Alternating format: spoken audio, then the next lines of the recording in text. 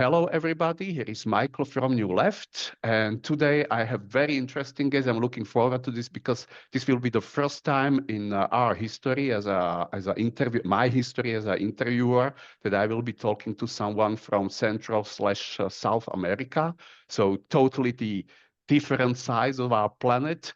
And well, I'm here with Gretel. Gretel, please introduce yourself shortly, who you are, what you do. Yeah, thank you very much for having me today. As you said, I am from Costa Rica, but based in Santiago in Chile. So yeah, Central America/South America. I was trained at the university as a political ecologist. I started as international relations, but then I follow up mostly the field of political ecology, that I think we will talk more about it during the interview. And now I am assistant professor at the University Chile. Thank you. So the first question I have, because I mean, it's always interesting to know how it came to be that you became who you are. So, what were the breaking points? What were the aha moments that you decided as a young person that, yeah, this is the path, at least for the time being, who knows what will happen now, but for the couple of years in the past that you wanted to be what you are? What were the, as I said, aha moments that it made you who you are? Yeah, thank because you. you could have been a lawyer, you could have been, whatever. Yeah, well, I could Gardener. have been an environmental lawyer, for instance, yes. No, thank you very much for the question, because I think it's important to know what's behind a researcher or a professional. And I will start by saying that my relation with the environment began very early in my life. I believe, actually, what was it? I said, no, that we cannot really separate our personal experiences from our professional or academic paths. And in my case, my grandfather, for instance, he was an indigenous peasant. And from a very young age, I would go with him early in the morning to milk the cow, to plant, to harvest. And I think that relations with him, for instance, since very early, started for me to be very important to know how do we relate with nature. So you grew up in some village, because in cities, Yeah, well, milking cows isn't exactly what you do in the morning. So yeah, well, exactly. I was raised in the city in San Jose, the capital of Costa Rica, but my grandfather used to live in the south, nearly the border with Panama. So I think my holidays, like 3 months holidays, were with them, with him. So I think in my experience, I had these two worldviews, living in the city, going to the school and everything in a very small apartment, but then going to the village with my grandfather and my grandmother, and they really were my grandfather is not alive yet, but my grandmother is. But I mean, these relations with nature start very early in my life. And then when I entered the university, I really wanted to study that, like how we humans relate with the environment. The thing is that if you see, when you are choosing a career or something, you don't really see these relations. You have like biology or ecology, and then you have sociology or political science, but I really wanted to merge it together. So I found, not in undergraduate, but in the master degree, the field of political ecology that really give me a lot of answers of the questions I had in how we You were lucky that you were able to study it. I'm not an expert, but I don't think that it's possible in every country, even in European Union. So yeah, lucky you that it was offered. It was offered in the masters. And then I actually was not offered in Costa Rica. I went to Ecuador at Flaxo, where the field was really burgeoning in that regard. And then I continued with the PhD. So I found that in environmental sociology, political ecology, those fields of study, I think are very important, not because they are interdisciplinary, because as you might know, the environmental crisis is not only environmental, it's not only ecological, it's also political. So I think those fields are interesting to look at in terms of how to provide answers to the polycrisis in which we are today. No, definitely. So that leads to the big complicated, I mean, what I'm thinking about as a leftist, I see European Union and America as one part of the I don't know, a mathematical thing. And the other part is South America.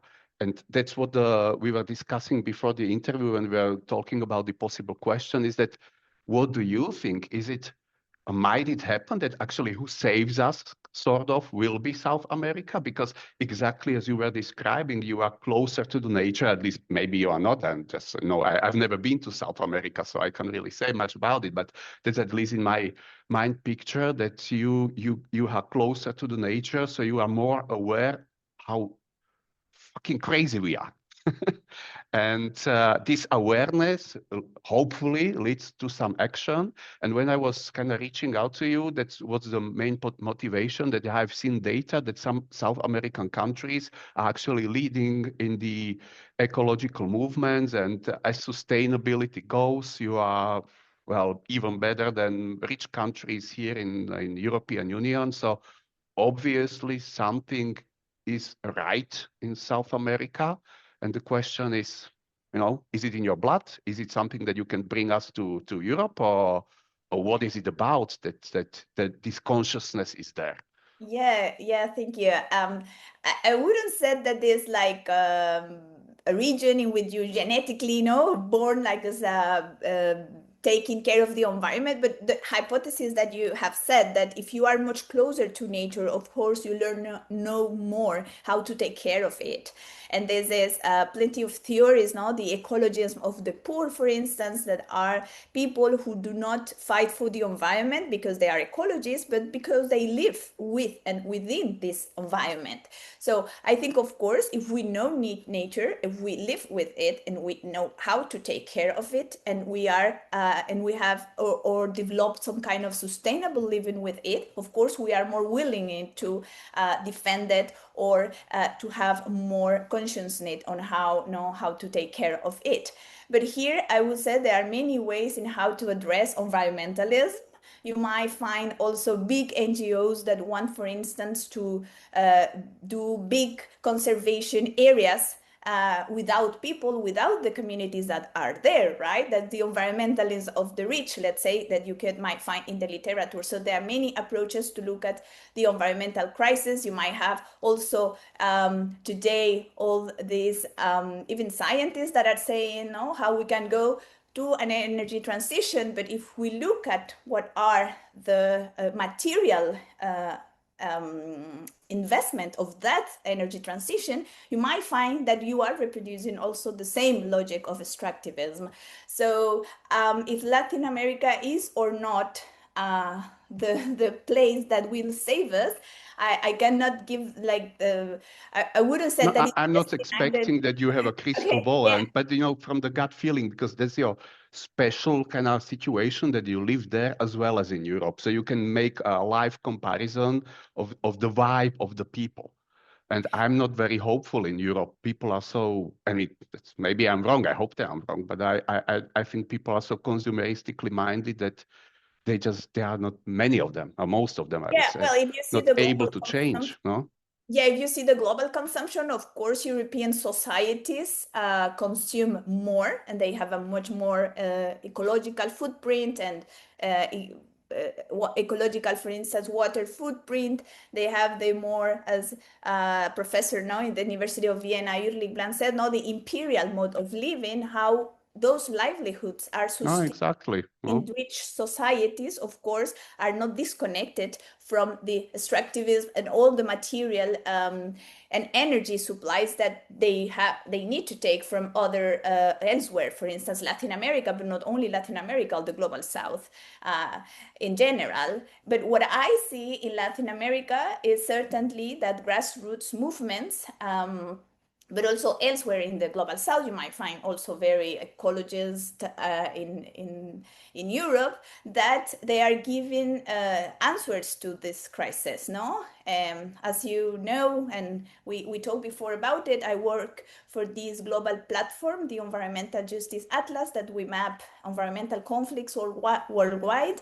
And then we see, and research based on the EJ Atlas also have proof that many of those local communities are not only fighting those big infrastructures and ecological destructive projects such as the big dam or big mining project, but in this conflict, they also go to social and sustainable transformations. So it's also a way of looking at environmental conflicts as a transformative process. And if you look at the database, ejatlas.org, for instance, you will see that in those processes, alternatives also emerge. And I think in Latin America, we have this idea of, for instance, the buen vivir, summa causa, which are different worldviews on how we relate with nature, no? So I think it's important to look at there and what experience are emerging from the ground to show that there are other ways of development. And here I also wanted to say that using Latin America as an example is struggling also to the idea of development itself. As you might have known, no, development in practice for us in Latin America were highly sustained by the US project and policy interventions that posed the governments to say, okay, if you want to reach development, so you might need to destroy the forest and then to start with a development project that I will tell you how it is, how it would be sustained, how it's going to be financed. So now what we see in Latin America is the failure of that development way of living. So I also think we have lots of experiences, no, in how to rethink development, economic growth, what really economic growth means and for whom, and what other indicators such as ecological livelihoods, even the Happy Index, or many other indexes that are giving us answer to know that not only economic growth is the way to go, because that economic growth is creating and has created, and we see it now, it's creating destruction and even poverty, inequality. The follow-up question that I have is that, as I was alluding to it, you are in the special place that you are living in Europe as well as in South America. So when you compare the psychology of Europeans that you are meeting compared with the South Americans, where are the differences, what we have in common, what sticks in your mind and kind of screams into your face that Europeans misbehave, I guess, or maybe not, I don't know, tell us. Well, I think I have not enough data to give an answer to that. I move in between universities, in between movements. I think maybe I am talking, when I talk in Europe, I also talk with a social bubble, no? Environmental. Obviously, but it's, everything we have is only bubble. So we have to acknowledge, but you can extract some knowledge even out of that bubble, I hope. No? If not, then let's drop it. But I don't want to push you into an answer. I'm just curious what your gut is telling you. Are we different to South Americans or not really? Are people kind of, more conscious in South America about the environment? Because I was surprised that you are better than we are. You are poorer, so purely mathematically speaking, we have all the resources to do something about it, and we just don't. So there is something special about you, at least in my eyes. So that's why I'm kind of digging into that, Yeah, I depend on the country. I think in Latin America, we really have great experiences on how to go to a sustainable ways of living. Now, for instance, if you take the case of Costa Rica, Costa Rica was the only country that when deforestation and forest loss was happening in Latin America, Costa Rica was the only country that really could forest instead of deforest the country. So I think that was very nice. And even increasing the GDP, it was also increasing the forest. So I think there are great experience in the policy intervention that could be reproduced in other parts of the world. And also you have the case of Uruguay that we also have talked about it, no? You might have different policy interventions that have been fruitful, but of course you also have other cases such as how some left governments also have failed environmentalism. If you see the case, for instance, of Ecuador, I lived there when I was doing my master's degree, and there was a lot of consciousness of the the rights of Mother Earth.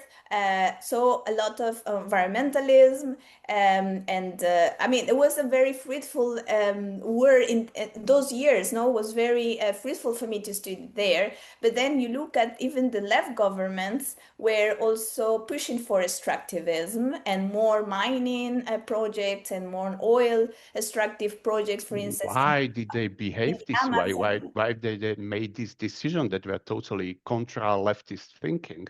Were they pushed by someone, or? If you see it, left, in terms of theoretically speaking, no left or right has really give big answers to the environmental crisis. You see?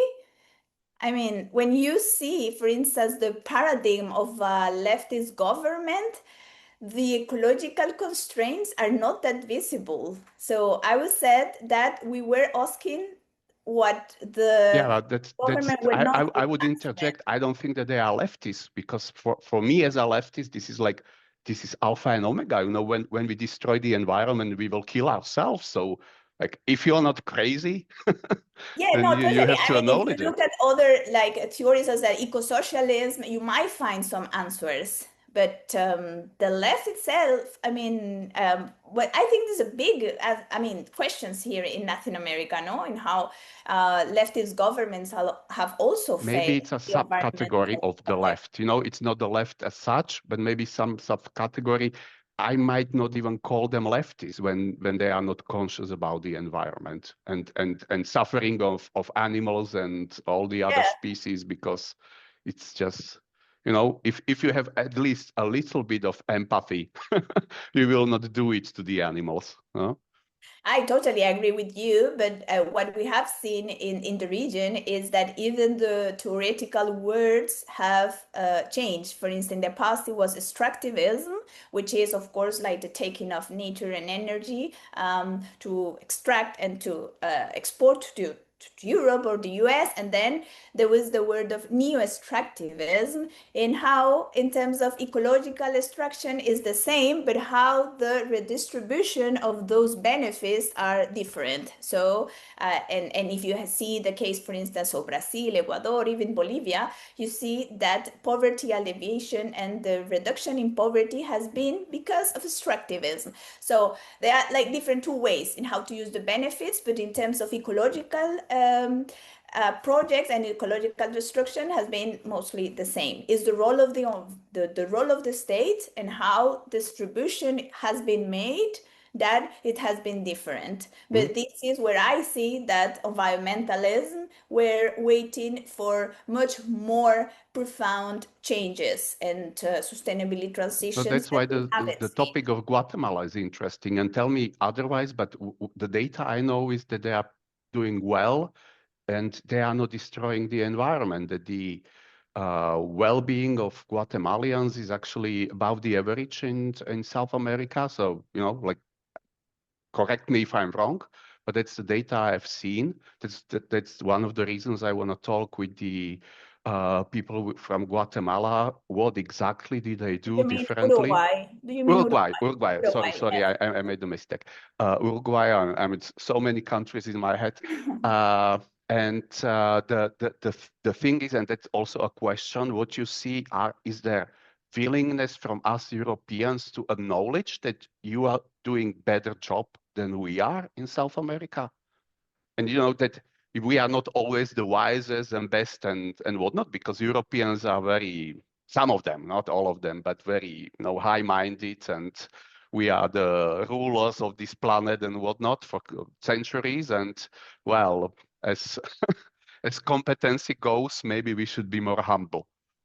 Yeah, no, definitely. As I said, the case of, in my mind, the case of Costa Rica, for instance, during the 19th, or the case of Uruguay today, in terms of the ecological footprint, are outstanding, and I think we should learn more about it in terms of policy interventions. But I also know that not all policy interventions in one country might be useful for the others, so it should be That's another question I wanted to ask, whether, you know, the knowledge from one country is transferable to another.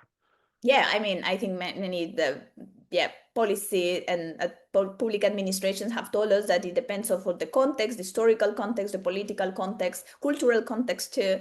So what can be learned from there that could be exposed or used in another country? I think that's the big question, the 1 million question. No? How do we do it? No? And what are folks saying? So, I mean, I hope that there is already some discussion about the transfer of the knowledge from South America to European Union. I don't know. Question for you. Is there? If that's happening.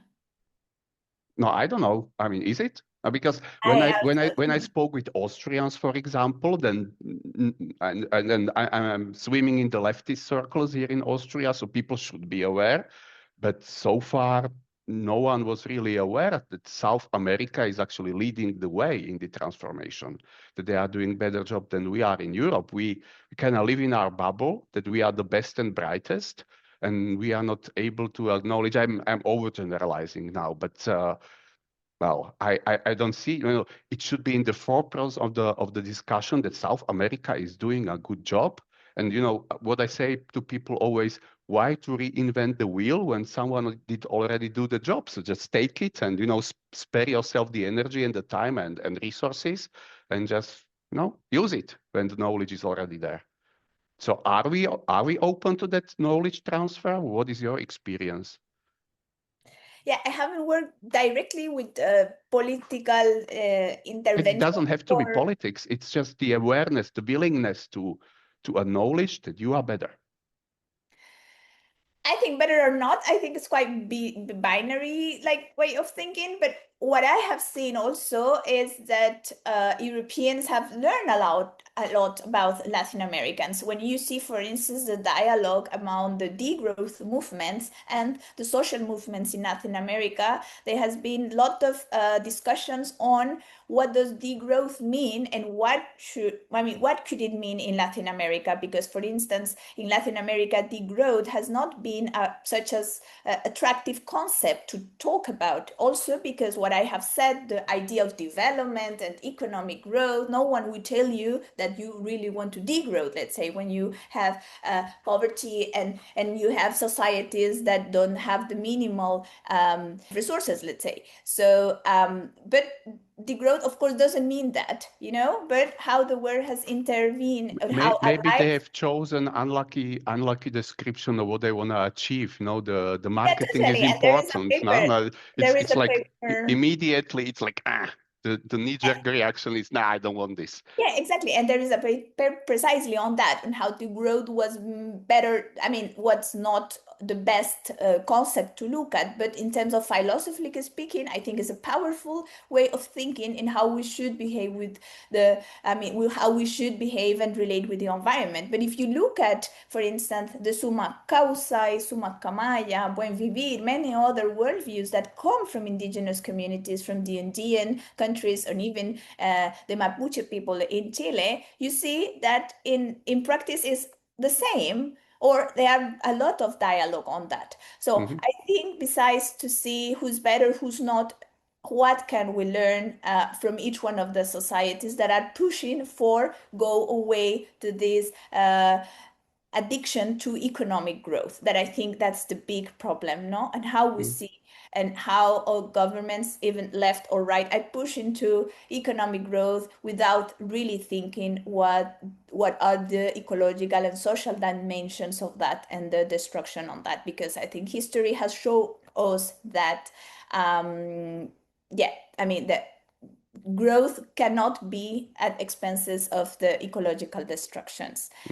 And from Latin America, we can also learn, yes, how we can have sustainable livelihoods, go away of poverty, without really disrupting the environment. And I see the EJ Atlas is very powerful on that, because you see empirical, very specific experiences in how people protest to a mining project, but at the same time they are pushing for a sustainable tourism project, for instance. So it's that way I say we are saying no to this mining project, but we do want development with this political project we have in our communities. And then you might have agroecology, tourism, ecological tourism, many other activities. Even with the energy transition, you have like energy sovereignty, what kind of projects are, who owns those projects, who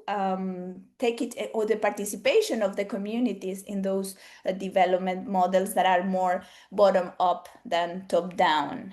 No, that's the beauty of this new approach and of these new possibilities that these technologies open up, is that you can produce your own energy. You don't have to rely on, you know, Russia. And that's the interesting psychological aspect of that, that in my mind, it screams, yeah, let's do it as quickly as possible, because it's great that we will be independent and economically and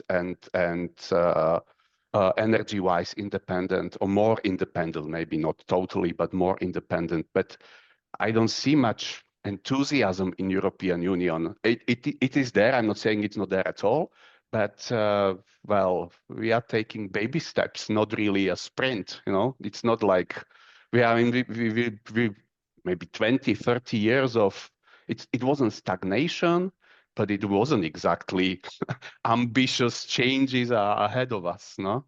So, what is your take? Where did Europe drop the ball, and why? Well, of course, the context has changed. If you see, for instance, European political leaders today, climate change is not now the central point. Today, war and imperialism and economic commerce, no? I mean, trade in terms of speaking. I think you can see it also in Latin America, how the environmental issue has put away to other big issues and problems we have in our society, such as, for instance, the agenda today is migration, security. Yeah, I mean, so I think but isn't it a mistake? Also, you know, the migration is big time caused by the environment. So if we are fixing migration, but we are neglecting environment, that we are shooting ourselves in the foot in the long run, in my opinion. Huh? Totally, and that's a complex thinking which I highly understand, but I think that today, unfortunately, the topic is, of course, how or how we are moving towards a more bipolar world, in when you have US, you have China, and much more competitive.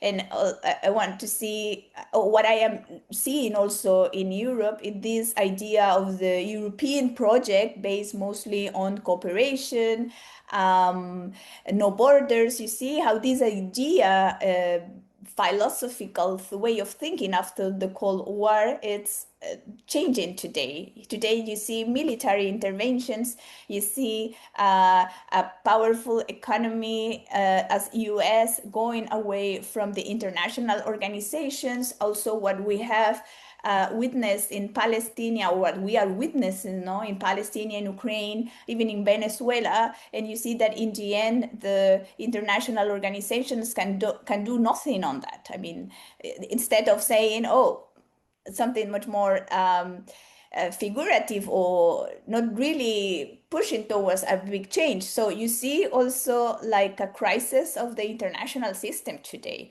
So within this context, of course, environmental issues are not the priorities. And I think, of course, it's wrong, because so much of this political crisis, social crisis, even the immigration crisis, as you mentioned, it's because of ecological destruction. But then the question is, who's kind of changing the perception? Yeah, no? and just to finish, of course, environmentalism or ecological as a topic is not really a topic, it's transversal to other topics. But I think there is also huge work for academic and activists to think. And if you are talking about economy, how is the environment taken into account? If you are talking about war, also how the environment is taken into account. Much more like a transversal topic than a single topic in the agenda or in a big political agenda. So this is my reading on what is happening not only in Europe, but also in Latin America. For instance, we have elections this Sunday in Costa Rica, and I have seen some of the debates, of the political debates with the different candidates, and the environment has not even talk. I mean, it's like 0.02% someone has talked about environmentalism, while in Costa Rica in the past that was a big agenda. Today the topic in the country is security, economic growth, and you might have seen this in many countries all around the world, how the interest of society have been changed toward other topics. And of course, politicals and candidates will respond to that because they want the power and they want votes. And of course, they want to answer. Yeah, but that's what I was asking. Do is changing this priority list? No, so it didn't drop from the heavens. So someone is in the background is kind of pulling the strings to change it, because we can't kind of live without the environment. So it should be on the forefront all the time. Every war is in the end fought on the Mother Earth using resources of the Mother Earth. So we are denying reality on steroids when we are not talking about it. So what is your take? Why is it happening? Because it's totally irrational, in my opinion. Yeah, I think there is a feeling of powerless when you see also these chaotic and apocalyptical readings of what is happening with climate change, ecological destruction, and so on and so forth. You might feel that you cannot do nothing to that, that you can do anything. So just live and survive as soon as you can. It might be a feeling of powerless, which I know many young people have it. And I think this is a shame because, of course, this powerless sensitive could be transformed into action and into a political pressures. So I think there is a huge, a huge work to do on that. And the other answer is what I said already, how the topic has been moved,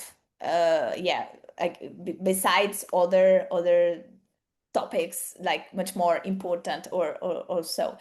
But also, I think for many years, the environmental problems, and of course, I agree with this because there is a climate justice thing that not the countries that have contaminated, have polluted the world as the one that are receiving the consequences.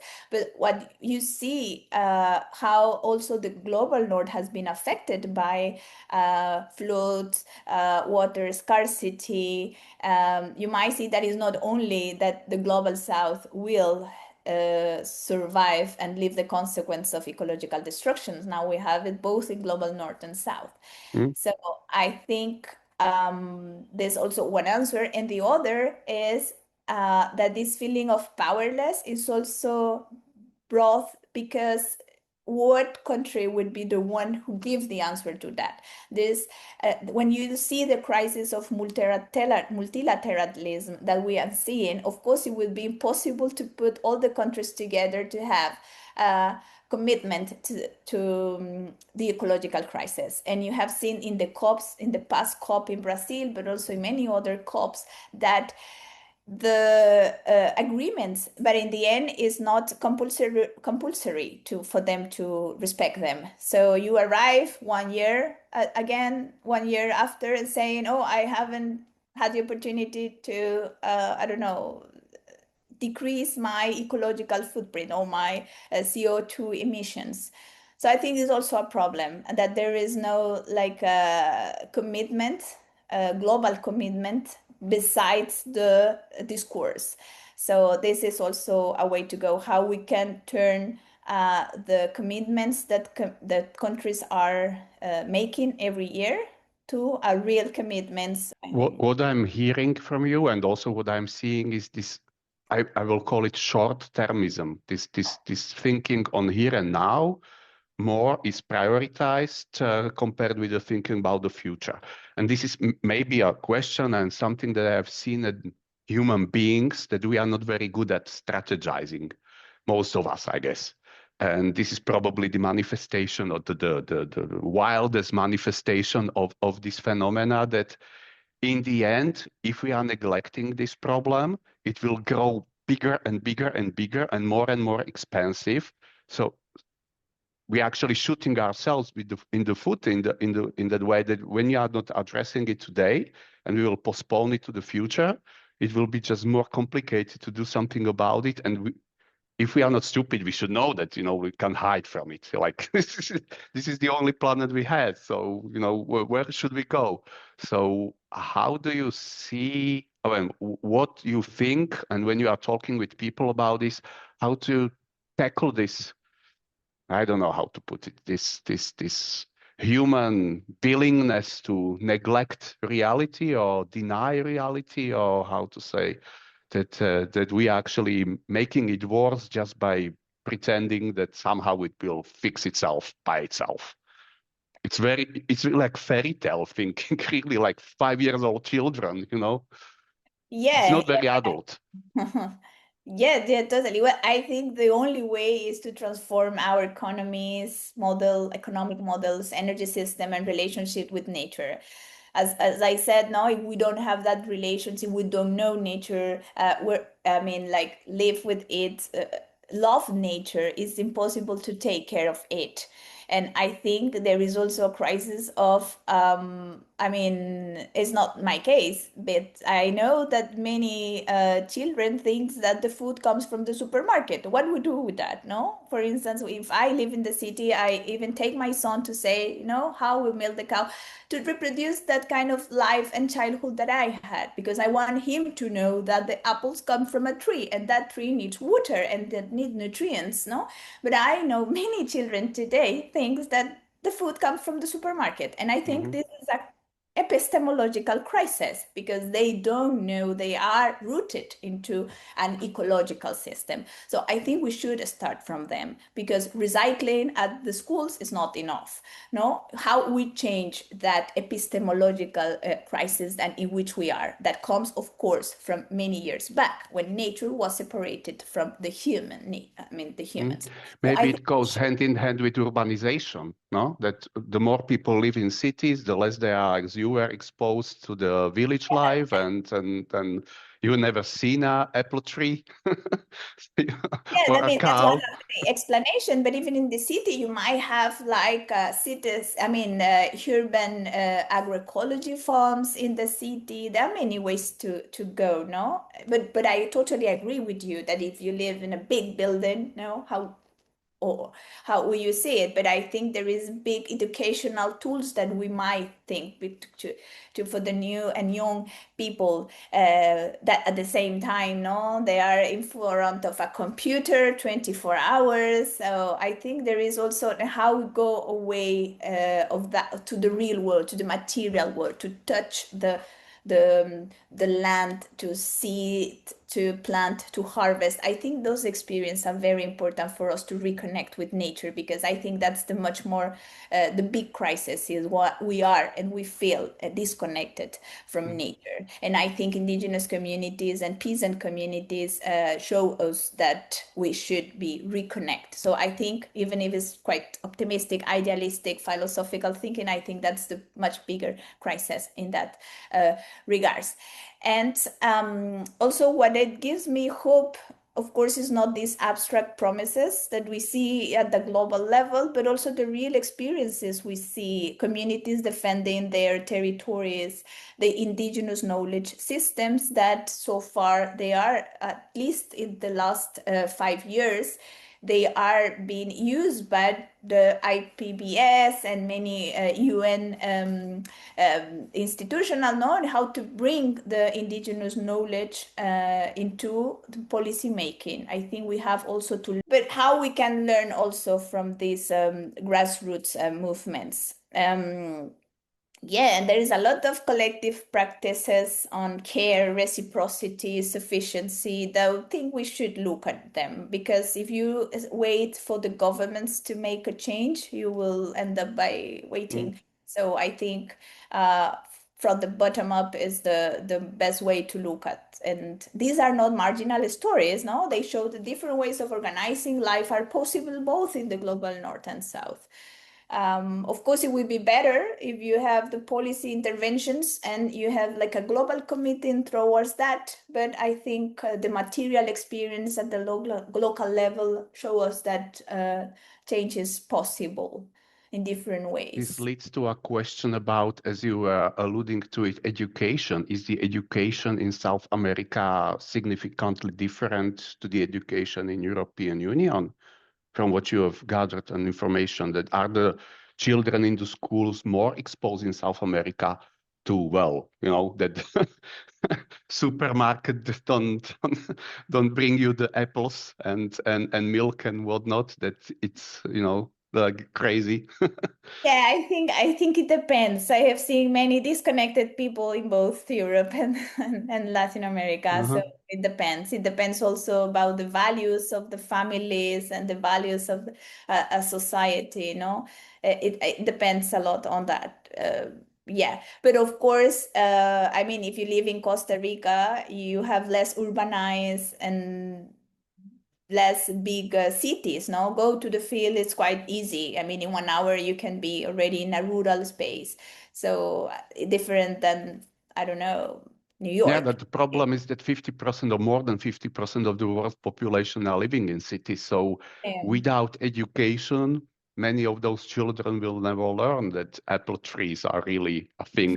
And like the analogy. The apples are not wrapped in plastic immediately after, you know, they just suddenly emerge somewhere. Well, with the pandemic, you saw many people move to the rural sector and start to reconnect again. I think that was, and many people who move to the rural sector or away from cities remain there, and now maybe they were different. So there was like a move to a different migration from the cities to the rural sector. Another topic I wanted to discuss, and this is a sad one, but it needs to be discussed, is the future. And you as a environmentalist who can exchanges with other environmentalists. So what is on the horizon if we don't change the approach?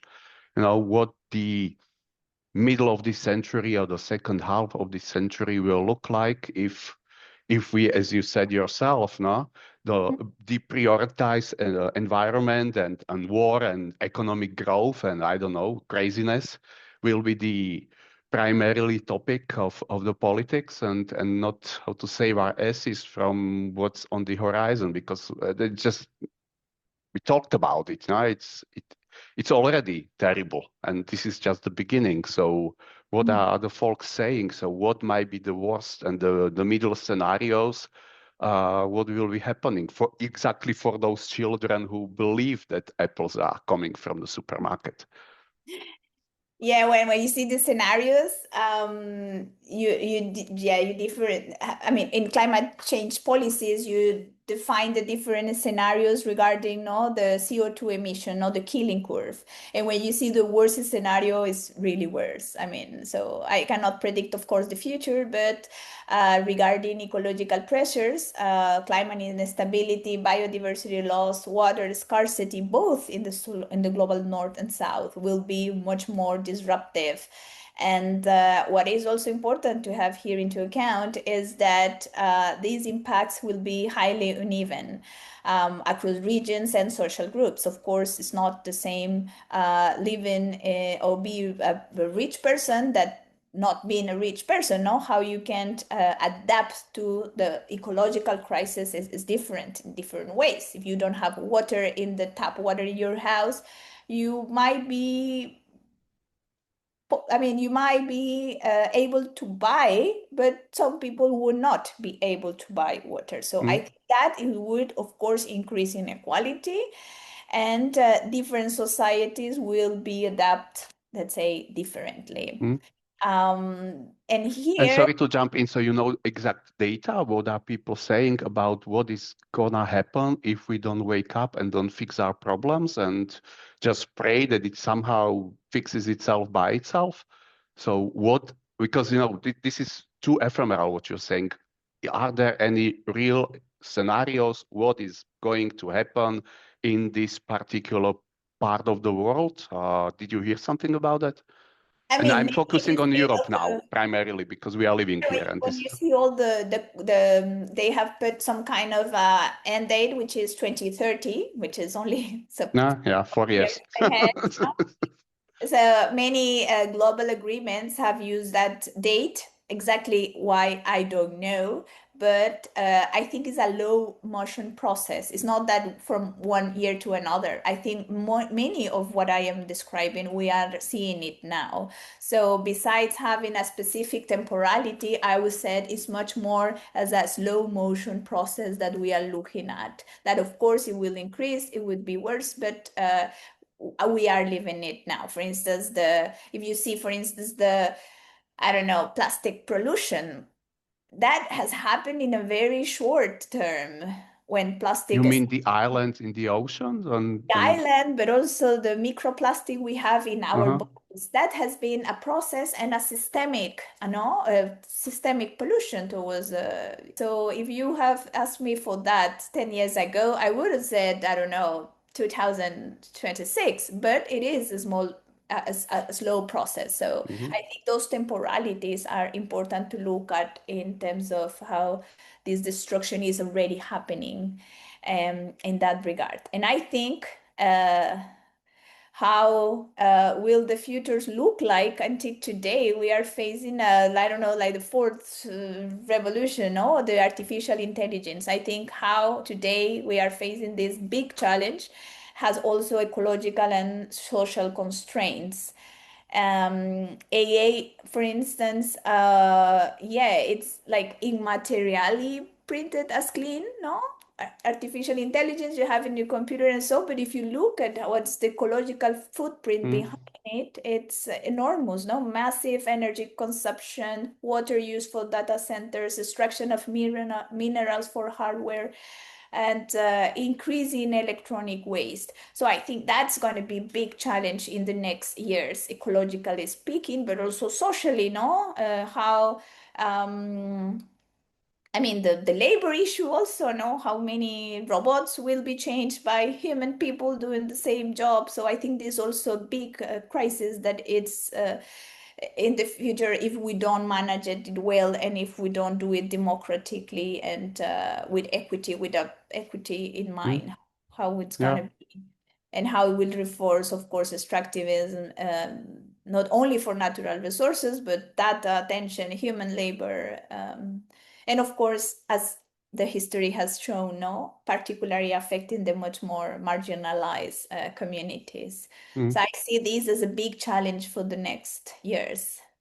Now, I'm optimistic / pessimistic. Everything looks gloom, but on the other hand, that's the optimism in me, that it's a huge possibility for the left if we do our job right, because everything, the wind is blowing into our direction. So we have to change so many things, and so many things are actually what we wanted to achieve anyway. So shorter workday, no, that's to robotization, artificial intelligence might lead to, or the ecological crisis might actually lead to less consumption because the nature is pushing us in that direction. So we just need to, how to put it, we need to wake up to the challenge, and not to be too, I don't know, arguing between ourselves. That's our specialty in left circles, who's bigger lefties and who have read more of Marx. So anyway, so thank you very much. The big message, I think, is reconnect with nature, material terms, not through artificial intelligence, really reconnect. Well, no, that's one of the things that people are saying, that we will return more to the here and now, exactly, because the virtual will just not be enough. And we had a discussion with a fella from unions in theater, and this is the movement, that what he was saying, that actually the audience is growing bigger and bigger, because after all the time that you are exposed to social media, you want some real human interactions and real human fun. So you go to the theater more than 10 years ago or 15 years ago. So I mean, hopefully this will be the trend and people will wake up. We will see. Anyways, thank you very much, Gretel. You gave me 1 hour, so I want to stop here, and we can continue maybe next time in a couple of months with another interview. I mean, this was interesting, and follow up what's going on in South America, maybe with the changes that will happen in South America politically wise in next months or years. We will see. I mean, I'm praying that it goes well in your country, Costa Rica. Yeah. And break a leg and stay healthy. Thank you very much for having me.